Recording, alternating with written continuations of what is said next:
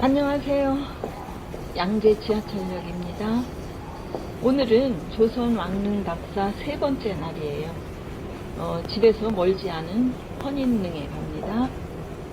차에서 내려서 조금 걸어야 되는데 날씨가 아주 나빠요. 미세먼지. 그래도 약속이니까 갑니다. 세계문화유산인 조선 왕릉, 헌릉과 인릉 앞에 왔습니다. 제실이에요. 지난번 얘기한 대로 평소에는 능을 관리하는 분이 계시고 제례 때는 제양관들이 제례 준비를 하는 곳이죠. 정문에서 바로 인릉이 먼저 보이네요. 23대 순조와 계비인 순원왕후가 함께 묻힌 곳이죠. 초기에 우리 왕께서 이렇게 야 내가 한다 왔다가 논봐서 해주면 되겠냐 도망하십시오 해도 순조는 1790년에 22대 정조의 둘째 아들로 태어났고 어려서는 아버지 품에 안겨 책 읽기를 좋아했답니다. 그래서 정조 임금도 그를 아주 아끼고 차후에 왕으로 이미 그를 택했었고요.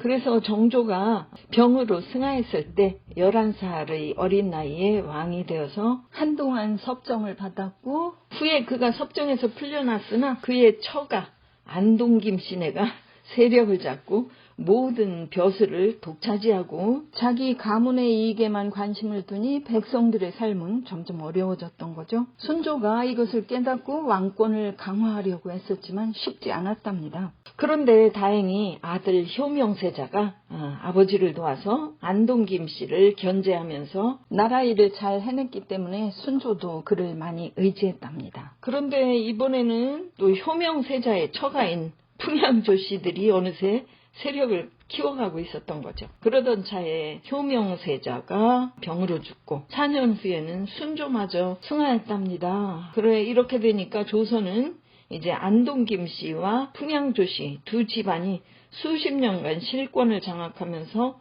서로 갈등을 겪게 돼서 조선이 세도 정치에 빠져들게 된 거랍니다.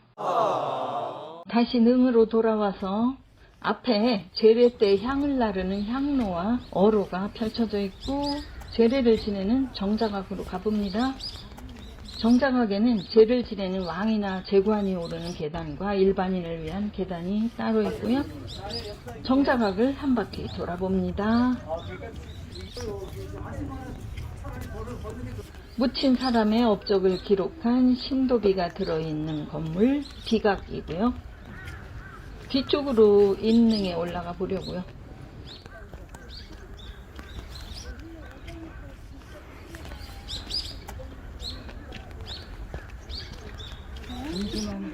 다시 23대 순조와 순정왕비가 함께 묻혀있는 합장릉입니다.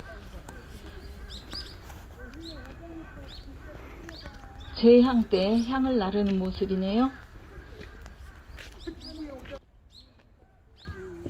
이제 3대 태종의 헌릉을 보러 가요. 오리나무 숲을 지나서.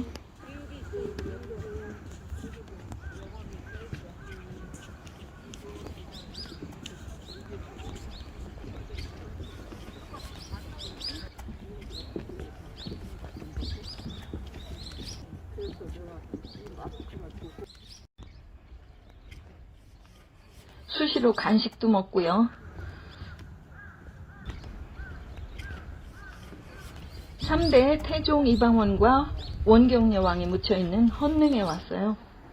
홍살문 앞에서 바로 능이 보이네요.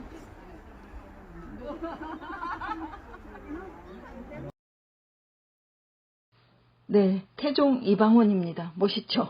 태종 이방원은 조선을 건국한 태조 이성계의 다섯째 아들로 태어나서 고려 말 전국이 어지러울 때 활약했던 아버지 이성계를 따라 여러 전장에도 참여하고 아버지가 나라를 건국할 때도 많은 역할을 했죠. 그런데 아버지의 계비에게서 낳은 막내 동생 이방석이 왕세자가 된 거죠. 이방원은 이에 불만을 품고 1398년에 소위 1차 왕자의 난을 일으켜서 아버지의 최측근 충신인 정도전과 계비에게서 낳은 두 동생을 죽였답니다. 나라가 이렇게 되자 어렵게 조선을 건국한 태조왕은 7년 만에 왕위에서 내려왔고 권력을 잡은 이방원은 왕위에 전혀 관심도 없던 둘째 영을 먼저 왕위에 오르게 했는데 그러나 실질적으로는 그가 여러모로 국정을 다스린 거죠. 그런데 또 왕위를 탐내는 넷째 영과 이방원의 반대 세력들을 제거하고 즉 2차 왕자의 난을 통해서 그의 힘을 더욱 확실하게 만들었죠. 그리고 마침내 정종이 재위 2년 만인 1400년에 그에게 왕위를 승계해서 그가 곧 조선의 3대 왕이 된 거죠. 아버지와 형의 뒤를 이어서.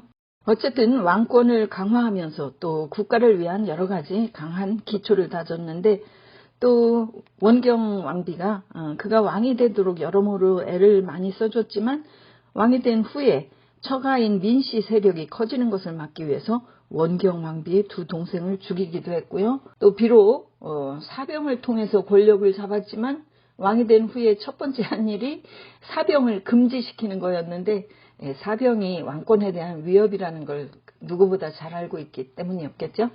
그리고 불교가 국교였던 고려왕조와는 달리 유교를 나라의 기본 이념으로 택하고 많은 사찰들을 없애기도 했고요. 또 국정을 효율적으로 관리하기 위해서 전 국토를 8개 도로 나누고 또 각 지방에는 왕이 직접 관리를 배치했고요. 이런 식으로 많은 제도를 정비하고 또 백성들을 위한 정책을 펼쳤고요. 이렇게 18년간 강력하게 나라를 다스렸고 1418년에 승하했답니다. 그리고 지금 여기에 원경 왕비와 함께 묻혀 있는 거죠. 그런데 원경 왕비를 포함해서 부인을 10명이나 두었답니다. 그러니 12명의 왕자와 17명의 공주를 두게 되었는데 공식적으로 족보에 오른 숫자만 그렇다는 겁니다. 식구 많지요? 그래도 여러 가지 제도 정비를 통해서 국정을 효율적으로 잘 펼치고 백성의 목소리에 귀를 기울였다는 거죠. 태종의 탄생제양 행사 모습이랍니다.